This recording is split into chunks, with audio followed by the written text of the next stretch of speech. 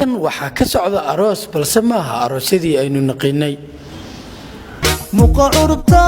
codka malabka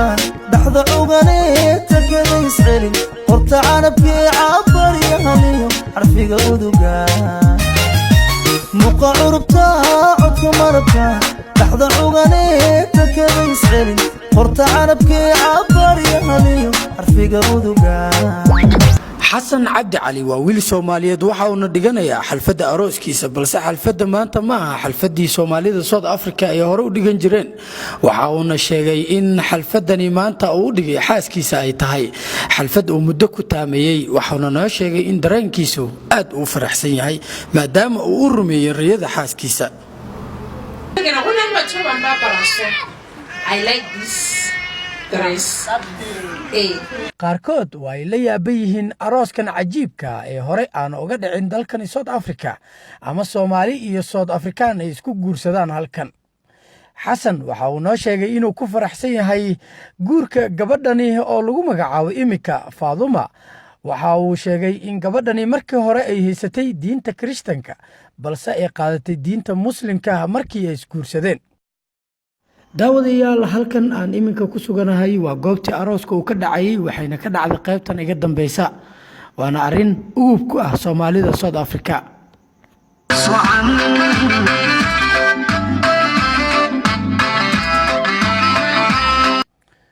sheekada ayaa waxa xiiso u yeelaya markii uu guursaday ama uu mehersaday Xasan gabadhani waxa ay ahayd 2010 waxayna u haysaa 2 caruur ah oo gabadhiisa curadda ay jirto 9 sano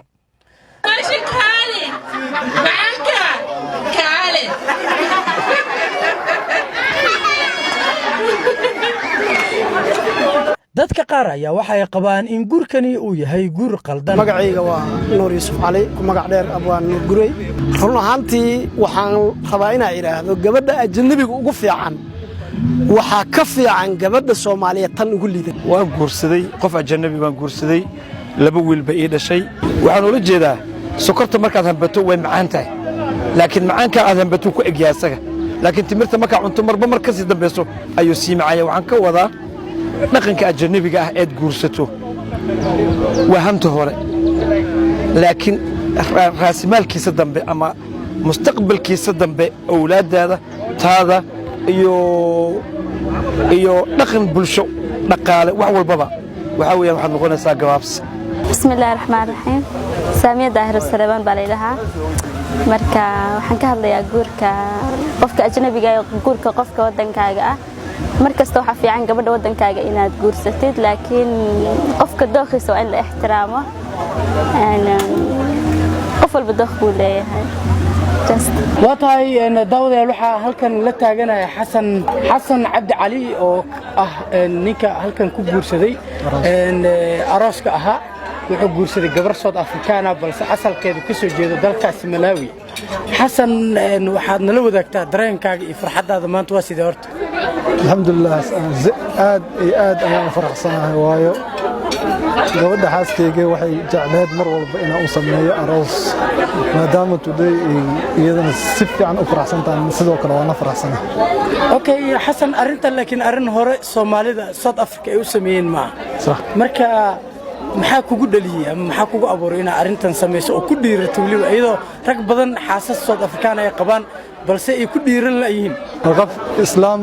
ma ahayn islaamnimada rabtay kadib marka islaamka aan baray waxay dhahdeen walaal aniga waxaan rabaa inaan nin guursado maadaama ay weydiistay inay guur rabto waan isnikaxsanay waan isguursanay kadib in badan isla joognay wiil iyo gabar ay haysaa iyadoo intaas aan isla joognay haddana waxaan ugu soo baraarujiyay inaan isnikaxsan inaan aroos dhigano mar kale waalidkeeda iyo aniga oo iyada xaggeeda dareen zaid ka imaaday oo jeclaatay inay samaysato aroos oo mar walba qalbigeeda ku jiray goormaan aroos la dhigi doonaa wallaahi dadka badanaa way is weydiiyaan maxaad u guursan weysay gabar Soomaali maadaama aad Soomaali tahay